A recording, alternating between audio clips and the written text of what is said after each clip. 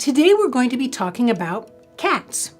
CATS actually is my humorous acronym for call to action, but doesn't kata sound kind of strange? What's a call to action? Asking your customers to take action on something you're offering them. If you don't have a CAT in your ad, you immediately have an ad that's spending money and isn't really going to be doing much, if anything, for you. Here's several simple steps you can take to say what's the right call to action for my target audience. First, ask your customers, why do they buy your product or service? Second, a good CAT should solve a problem or make their lives better.